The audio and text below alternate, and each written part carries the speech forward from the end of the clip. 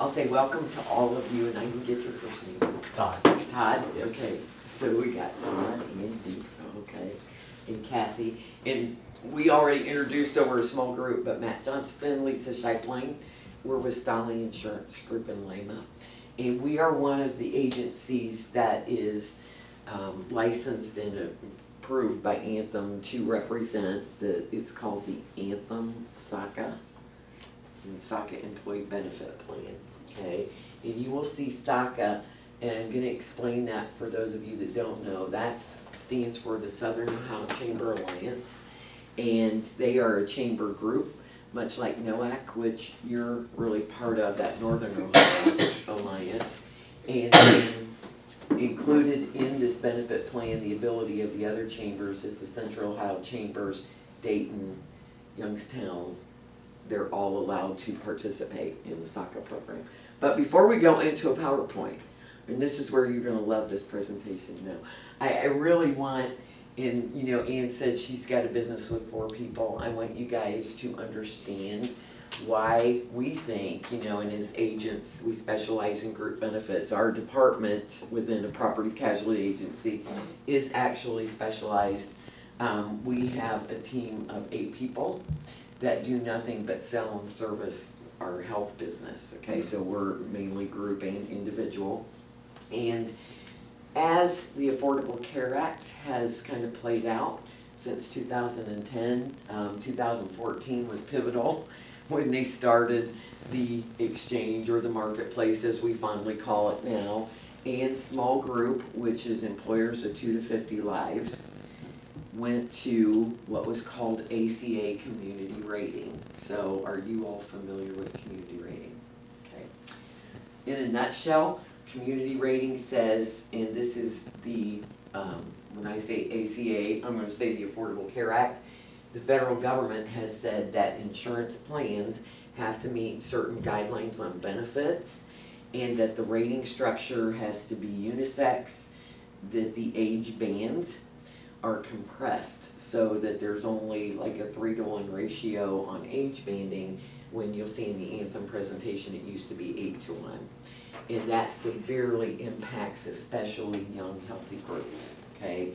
Anthem knows, you know, that coming up in 2018, all small employers are going to face a real tough thing, because right now our small group has been able to remain on, I like to call it the keep your plan plans, and we call that transitional, okay? Grandmothered plans, I could keep my old plan, and that has been extended each year, okay, up till now.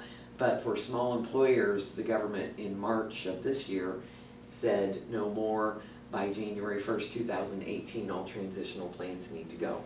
And so that's going to put all small employers on that community rating basis. So when this was devised, and I think Cassie could speak for that, and if any of you have been in the NOAC Anthem plan, I don't know, there used to be about a 4% discount that the Chamber's members got going through the NOAC Anthem plan. And that, because of the fees and taxes with the Affordable Care Act, has been reduced really to about 1.5%. And so any benefit, you know, from that old plan would really go away. So they're trying to do 2 things, you know, help small employers keep benefits on a group level, and networks are going to come into that, so we'll get into this.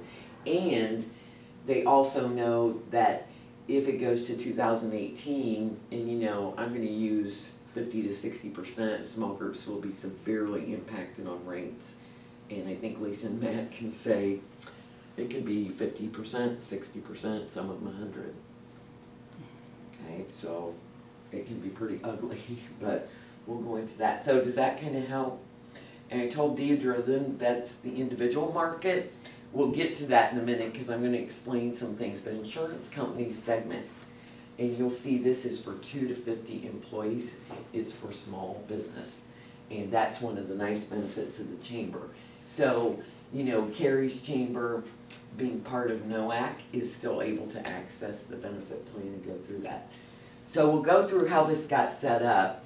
The Southern Ohio Chamber Alliance filed with the Ohio Department of Insurance, and they joined the other chambers that we just mentioned to join what's called a multiple employer welfare arrangement. It's called a MIWA, okay? So it's the SACA Anthem Benefit Plan MIWA is what it is.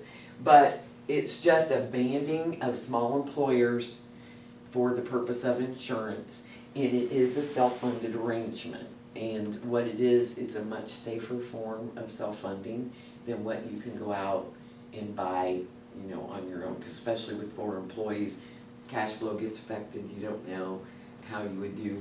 So, you know, they went together with Anthem to partner to bring this plan around. It will be considered a large employer, and we'll get into that as well, but, you know, all these groups banding together will be considered one large multiple employer trust. You need a minimum of 2 people to enroll, but no more than an average of 50 total employees. So when you count your employees, it's going to be real important because they've kind of redefined under ACA the employee count. 50 total, that's part-time, full-time, the whole 9 yards. So if you're over that, like our agency, I think we're at 53, we would not qualify for this. So it's not a full-time equivalency, it's No. 50 total. Yeah, and that is so different because you're counting, if you're over 50 for the reporting, you have to count those full-time equivalents, yeah, so this is 50. They made this plan, and at the beginning of it, they wanted a common effective date, so all groups would renew at the same time, and that is going to be May 1st. These slides were made when they were just getting SACA ready, and they do have their 300 contracts, you'll see there. Assuming they had 300, they took 2 large agencies, very large brokerage firms in Cincinnati and Cleveland, and that's the McGowan Brabender and then the Alpha Agency, and they helped them get the number of people insured that got this whole thing started. But Anthem also decided that in their broker distribution, the people like us who can sell it, to use what's called the elite and champion level brokers. And a lot of that is they know that those brokers, A, drive a lot of business, and B, they might have the technology that Anthem wants, because there is some requirement here for being able to do online enrollments, you know, having the internal structures on IT. You'll see Cassie knows my IT. I'm like trying to stick all this on the wrong plug, but we have to be technical in order to satisfy some of their requirements, okay? They have said they will review that again in 2017 to see if they're going to open that up to more. And they define here an employee welfare benefit plan or arrangement established for the purpose of offering group insurance. Historically, you would see that the medical society, there's, you know, been some large trade associations, but this one, now the law allows chambers to band together to form a self-funded plan, okay? Employers are the plan sponsors. So, and with your group, you might say, I don't know, where's your coverage with, is it Anthem Medical Mutual? They have individual policies. Okay, so you don't have a group, okay. But if you did, you might say, well, Anthem sponsors my plan, you know, but in this case, the employer, because it's self-funded, becomes the plan sponsor.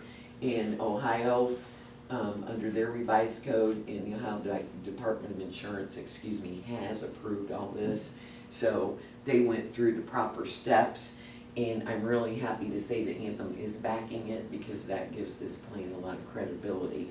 Our agents would tell you there have been MIWAs in this world before, okay, that weren't very successful because they didn't have the backing of a large company, and it can be very financially risky to groups to be in that. But Anthem's tried to make this so that, you know, small employers can have the stability of a pooling, and it's backed with reinsurance by Anthem. But the whole plan is governed by a board of trustees, and that is basically the SACA board, so the Southern Ohio Chamber Alliance. And you know Matt Affenzeller. I met him. You met him, okay. Matt Appenzeller is from the SACA chamber, and he has pretty much put all these together. He's a great guy, and I can give anyone who wants his contact information that too if you've got other questions. But the whole plan is running according to the bylaws which are set up that determine the membership, the rights and obligations of both the insureds and the administrators, and how the plan is governed. And it's important to note that in the future, because this is all starting out, the SACA board can make plan amendments that are good for the whole group, okay? And it's run by the legal arrangements of the plan bylaws. There's a participation agreement that employers sign to be part of this, and a stop-loss agreement, because Anthem is again providing stop-loss insurance, and then Anthem is doing the claim administration and service, so there's a service agreement. So you sign your life away, I'm just teasing, before you enter into this. But this is another reason I think that they wanted to make sure they had their sales force, if you will, being us, really trained up, because it's a little bit different than what small employers might be used to. And then the bylaws govern it for the eligibility requirements. They have it, we've gone over some of this, the election of trustees and officers, that's all governed by SACA, okay? And Anthem will tell you, and they've stressed that to us in our agent meetings, they are the reinsurer here and the administrator, okay? SACA runs the show. So, but they also knew, and I think if you were familiar with Matt, SACA's been involved in many insurance arrangements. They've got a lot of history about it, and they wanted the good of small employers in this whole plan, because certainly every insurance pool, anybody, I don't care what kind of insurance it is, needs some numbers. That's what insurance is, it's the law of large numbers. And so they wanted to be sure that no act didn't get left out, the Central Ohio Chambers, that everybody that was part of the arrangement before had that same commitment. Okay, stop-loss agreement. There is an agreement between the SACA Trust and Anthem to provide stop-loss insurance. And if you don't know what that is, it just means that claims over a certain level are insured by that company. And so with the Anthem backing that, Anthem is actually financially, I think, on 90% of this, so that's kind of nice too. SACA has a lot of skin in the game. They've got another 10%, so even to set this up, there were a lot of fees and costs with it. It is unique based on, when we talk stop loss, we might have a group of 500 people. So we've got an employer that has a self-funded plan, and they have an agreement with a stop loss carrier. They're saying, I might pay my first $100,000 for my employees on a claim, and then that stop loss carrier pays the rest of it, okay?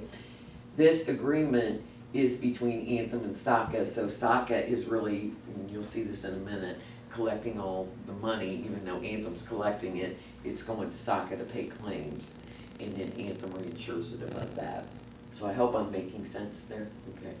And they have both specific and aggregate stop loss. Aggregate's just, I just explained with my hands, okay? You're getting that back there. But stop loss insurance is up to a certain level, claims are paid, and usually by an employer. In this case, it's going to be the MIWA. And then here's the threshold that the reinsurance kicks in. But there's always, I always think of those Travelers commercial, the big umbrella, okay? That if this whole great big group hits a certain level of claim dollars that are paid out, then that's what they call aggregate insurance. So it's 2 levels of protection that go through. But there's a standard agreement that Anthem has come up with. They identify which chambers are eligible, and some chambers overlap. You knew that when you did this meeting. You might have somebody from Hancock County or Upper Sandusky, I think, and they could overlap. So Anthem will call the shots on which chamber should be, the SACA chamber here. They outline who's eligible as an employer, do they meet the requirements to enroll, what the waiting periods and open enrollment periods will be, and then Anthem provides the rating, quoting, billing, and collection. Now, I will tell you, on the rating, small employers never know this is self-funded, and this is the magic to this. And I'm gonna mention two things. You just pay a rate. So it's nothing unlike the fully insured rates you already pay. There's a single rate, family rate, and when you pay your rates, part of that has claim factors loaded in.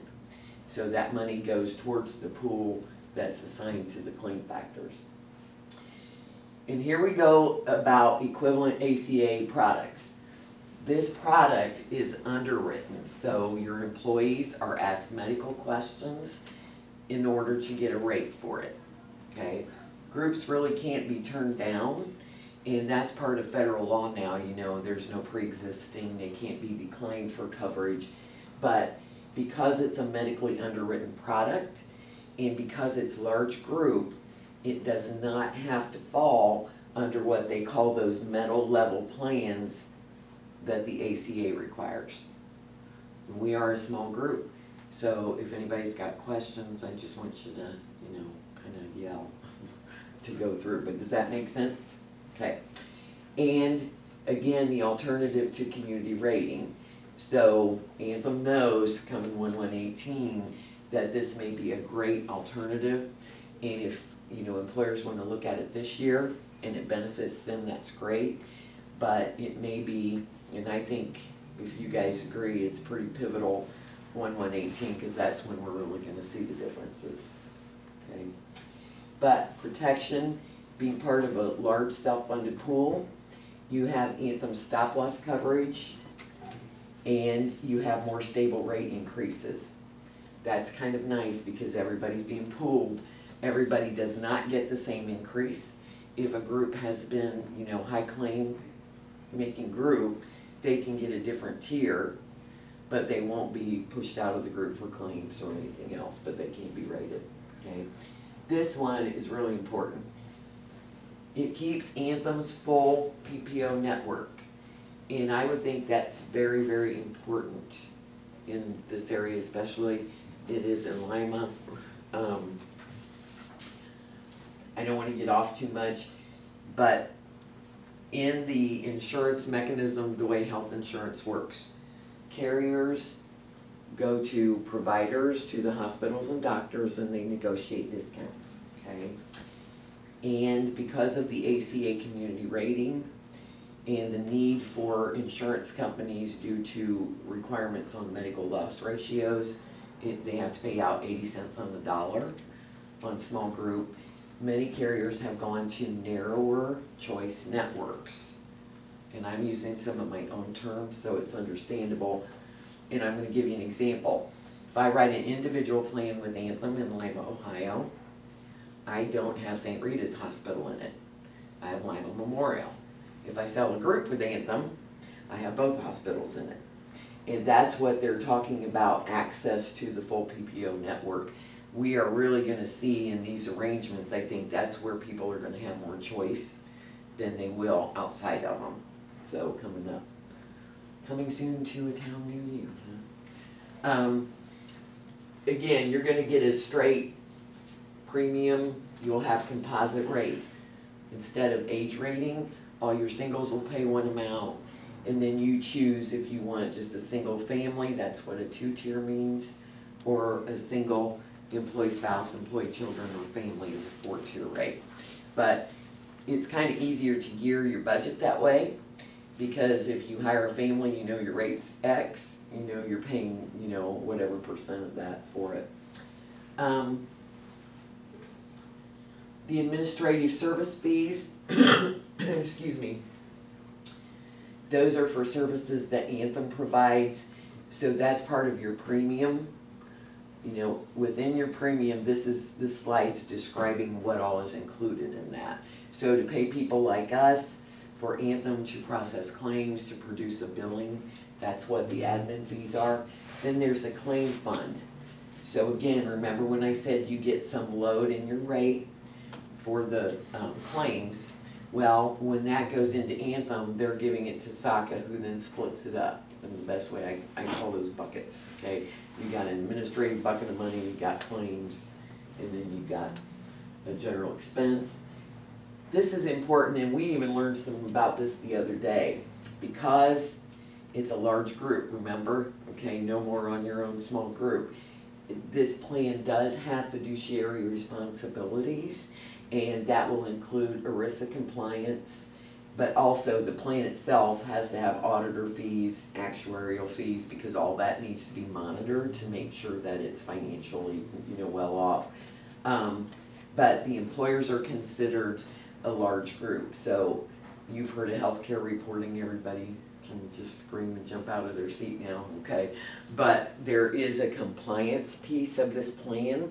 There is a third party that does compliance, helps the small employers with that reporting with COBRA services, and then things like summary plan descriptions and everything else that ERISA requires. So I think the setup of this has been really, really well thought out and well done, but there's an administrator back there that helps with all those compliance issues. And then you're paying stop loss premium. So another bucket goes towards that stop loss premium.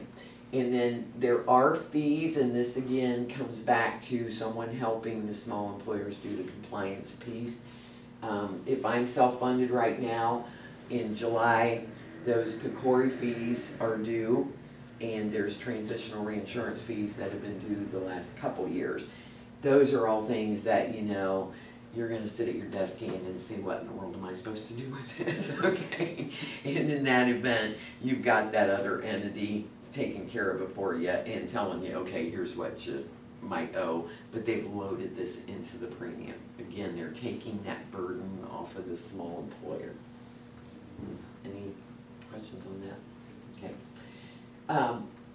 I call this the give and take, so they've got this great plan, small employers, here it goes.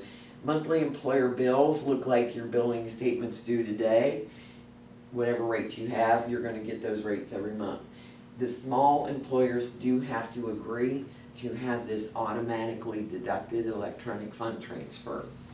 And there will only be a period of the 15th of the month. This is due, and you don't have a 30-day grace period like most plans do. The reason for that is fairly simple. This is a self-funded plan. Under the state laws, there are requirements that claims have to be paid, within an X amount of time, and they're very stringent. I mean, they gotta follow these laws big time, so they need that cash flow. Okay, it would just be like somebody trying to do it on their own. And Anthem will bill and collect premium, and then they're gonna remit the funds to the SACA benefit plan, those are the people paying the claims, okay, because that money goes into the SACA plan. There is a chamber fee, chamber product dues that are billed separately. Now, you all know you pay your chamber dues, okay, so that won't be any different, but there's also a fee of $4 per employee per month, and it mentions it in here, that goes to SACA. And that's partly for the financial backing, all the setup costs and the legal fees. So that just kind of gives you a rundown. There's no additional discounts available. It's not like one group's going to get a bigger discount than the other. Everybody's just rated according to the age of their employees, the medical status, and on you go. So they gave some differences, and I don't know that your area is going to get too far into this. I don't think ours does too.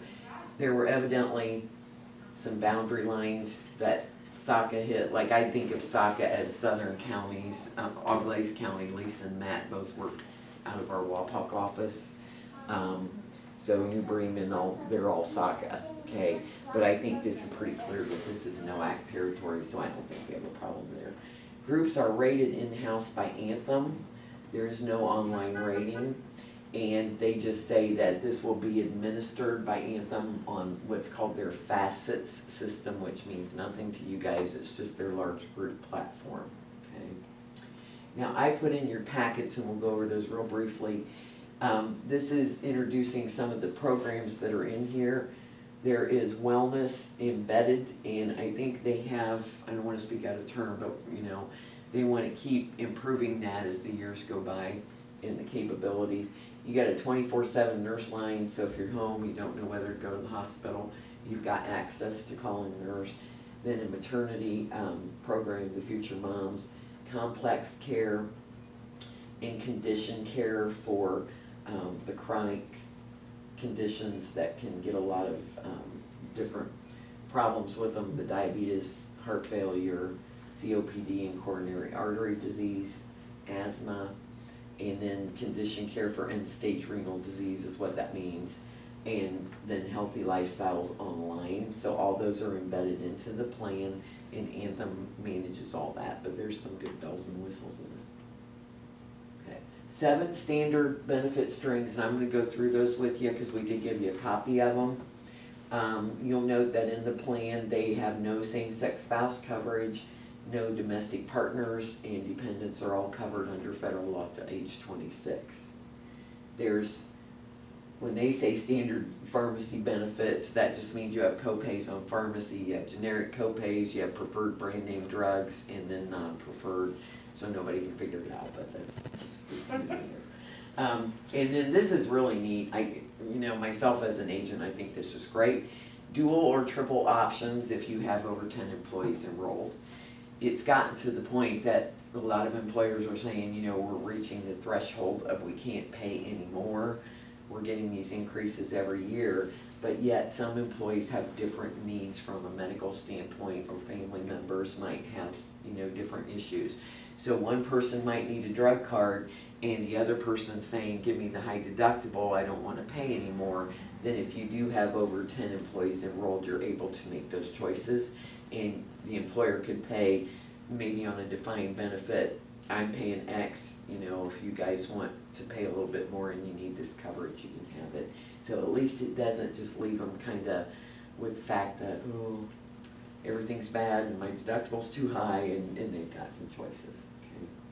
Okay. No policy year plans are available. It has to be a calendar year plan. If we enroll a plan for August effective date, it's going to renew in May. But the calendar year deductibles still work on a calendar year. For plans that move into it mid-year, and again, let's take August, Stolly Insurance says we're going into this plan August 1st. Our employees would get credit for deductibles that they met so far this year, so that's important. And we went over a lot of this.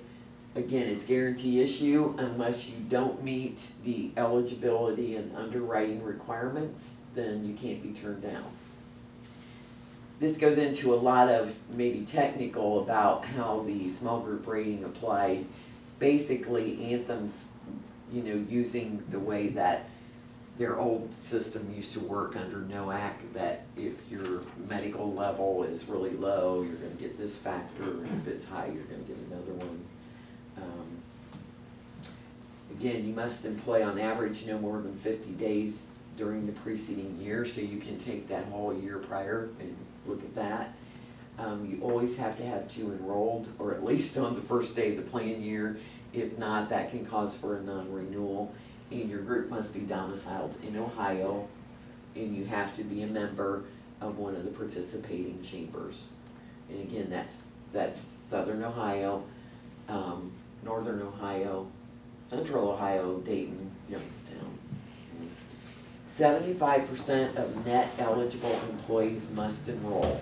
I'm gonna make a group, okay? I can't count, we got 5, 6, 7 people, okay?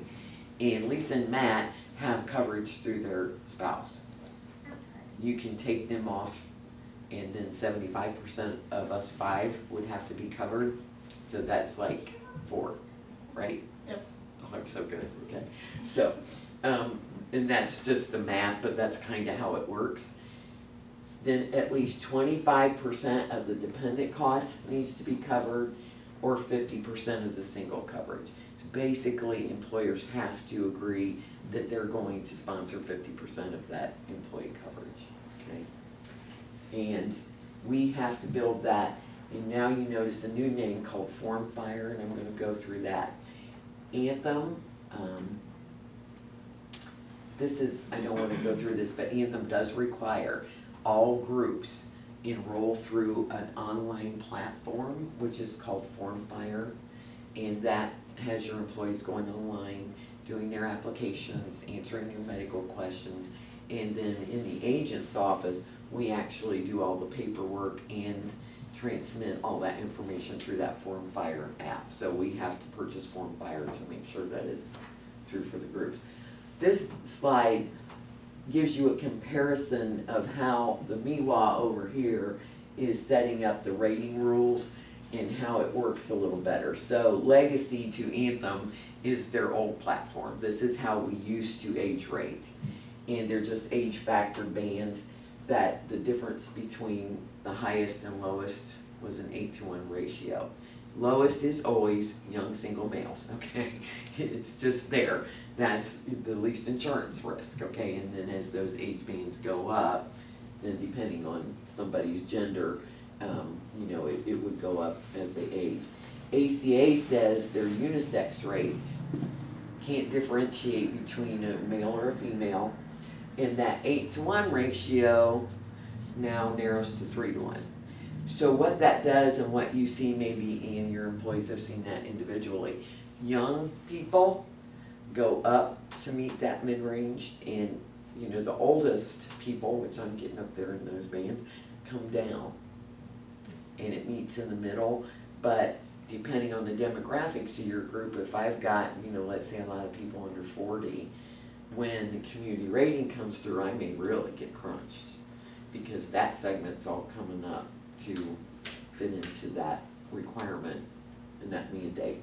So with the MIWA, what they're doing, and nobody's gonna see this, I mean, you're not gonna see that on your rate sheets, but what they're actually doing is going back to the 8-to-1, okay?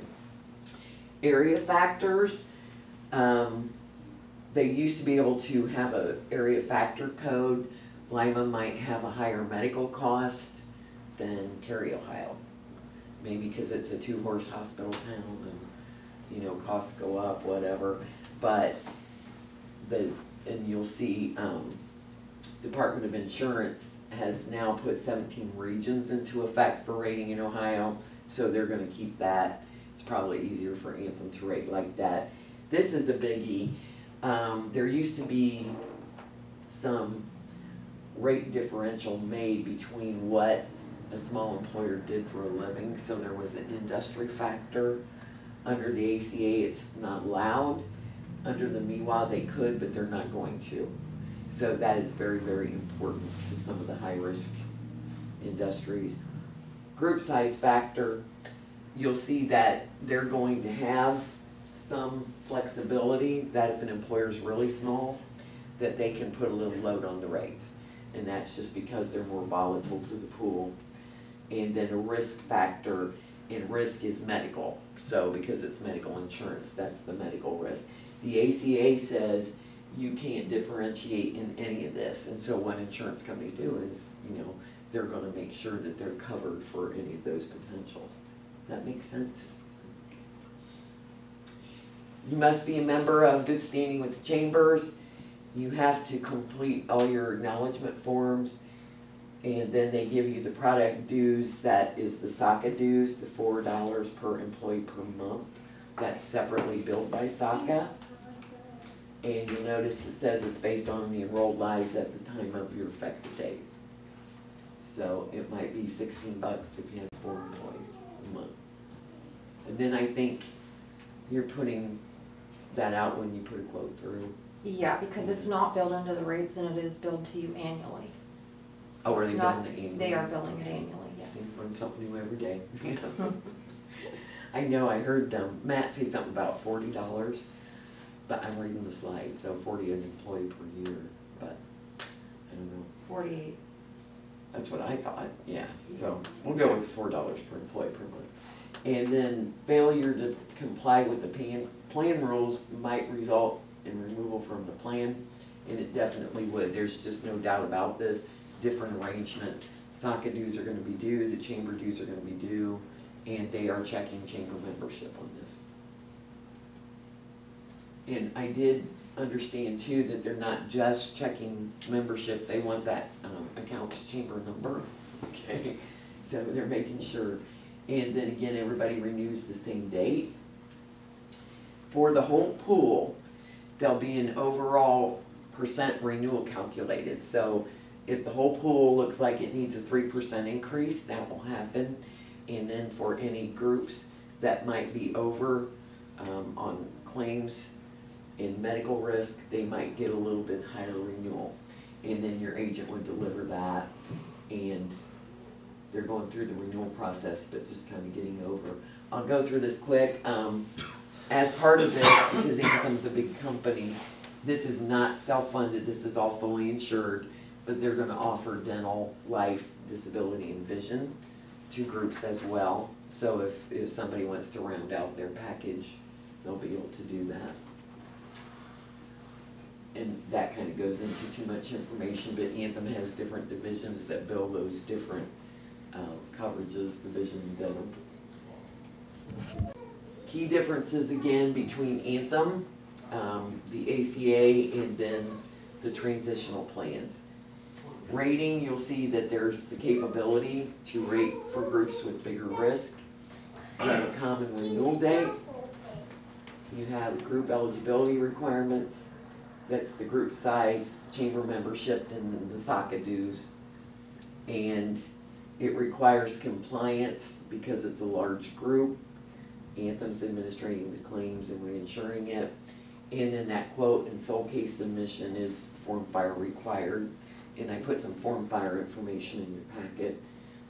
EFT is required, and they will not back down on that. So if an employer's interested, they have to do a payment via EFT. And they send a termination letter and a reinstatement letter sent mid-month. And they will give a, drop dead date on the termination, and they will terminate. So there's no 30-day grace period. Okay? And then Anthem's got the customer service part, So attractive rates, these are selling points they put at the end. Predictable fixed payments, caps on financial responsibility, that's very important. The small groups don't have to be scared of the self-funding.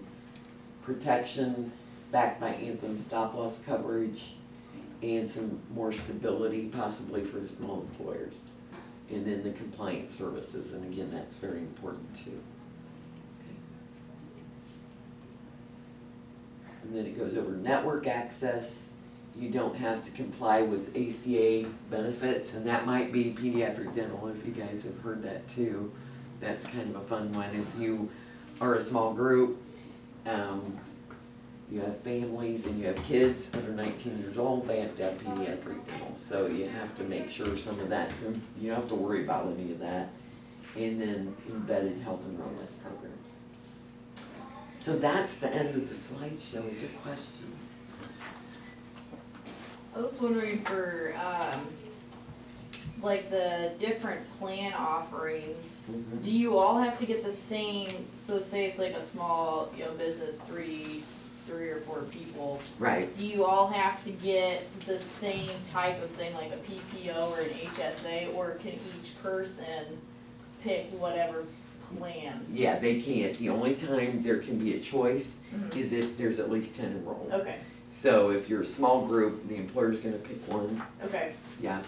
And if it's over 10, then they might pick 2 or 3 of those. okay, Then employees would have the choice. okay, Yeah. so only if it's a group over 10. Yeah, yeah.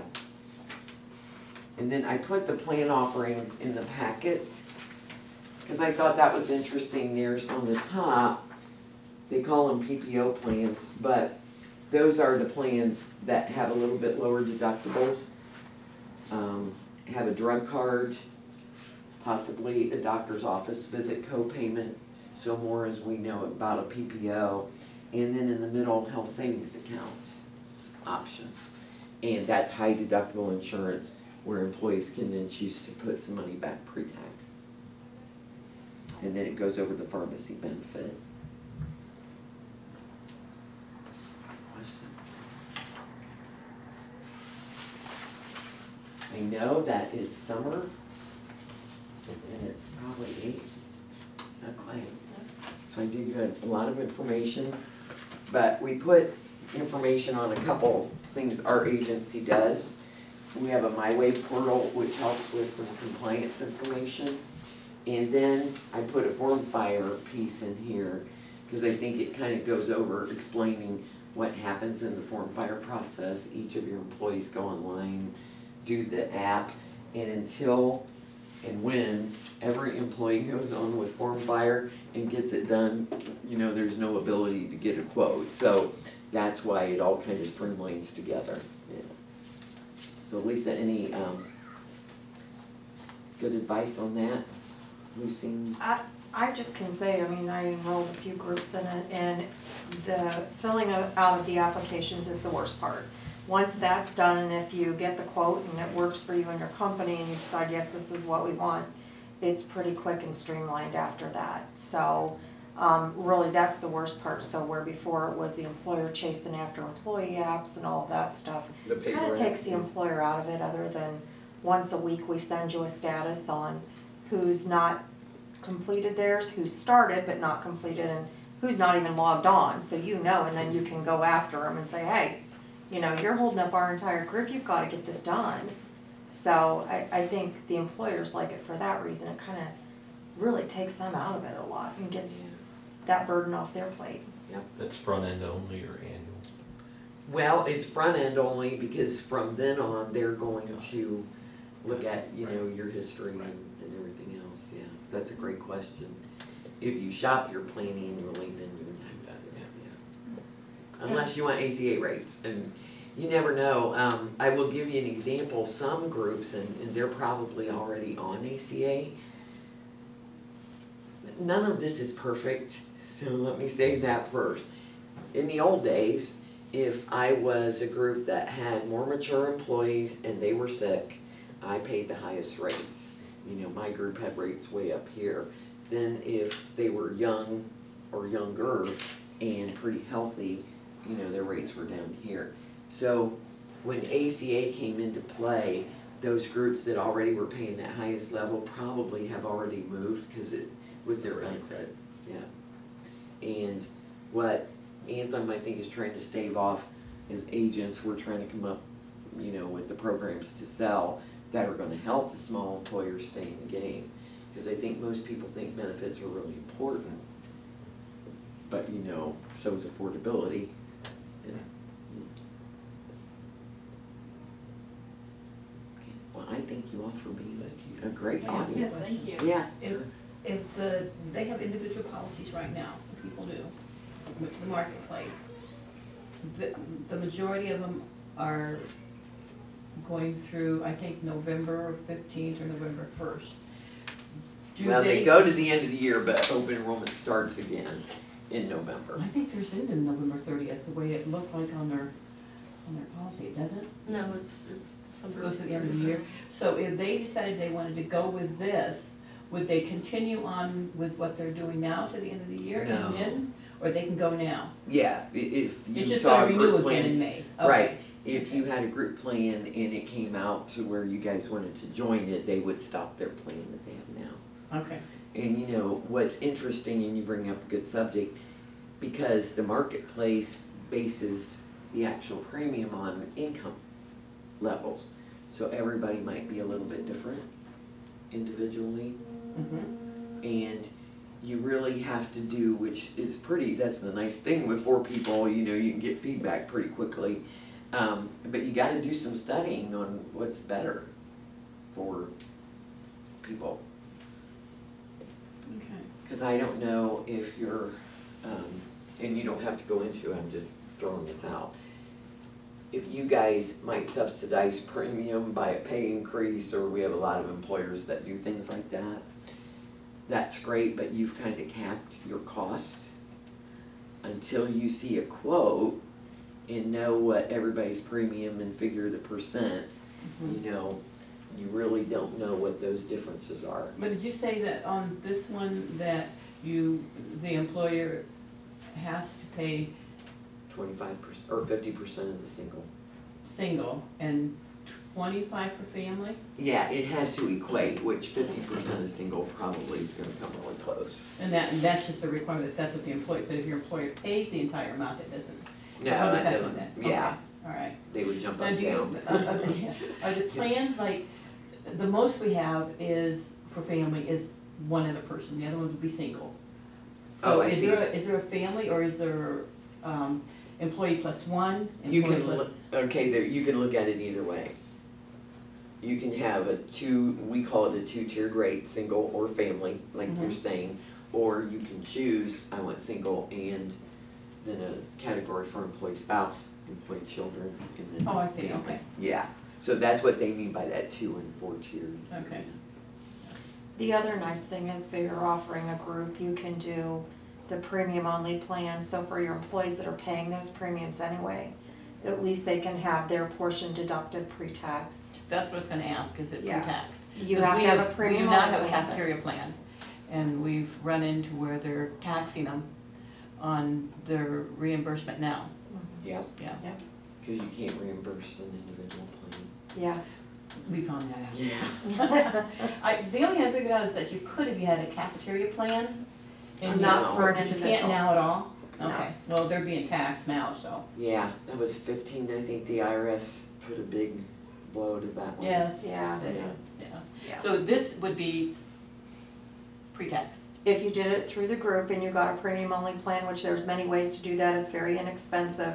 But not only is it gonna save them money by it being deducted pre-tax, it's gonna save the employer money too, because there's certain things that reduction of that pre-tax contribution reduces from the employer side as well. Okay. So we have like Aflac, we work with somebody with Aflac, if you put in Aflac in your group, and I think they only have to have 2 products taken, they'll throw in your premium only plan for free.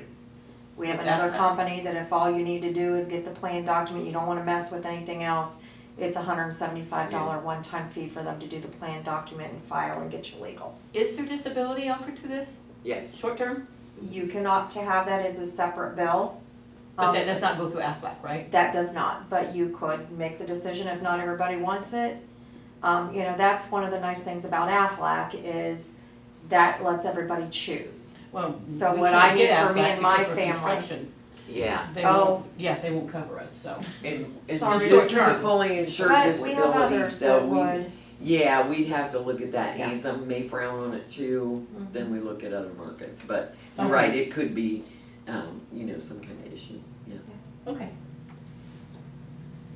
You know, we talk the individual and then I'll shut up, but it's important, you know, we talk about these networks and Deidre was just saying, well, you know, she's heard some companies are leaving the individual market and that really affects how your employees, you know, right now they're on their own, that's great.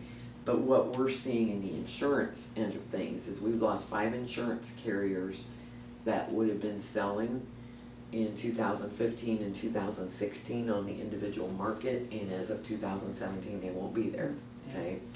And that's United Healthcare, some very big companies. InHealth in Ohio just went through liquidation. HealthSpan was one, I'm not sure it was really huge in this area, but they're gone.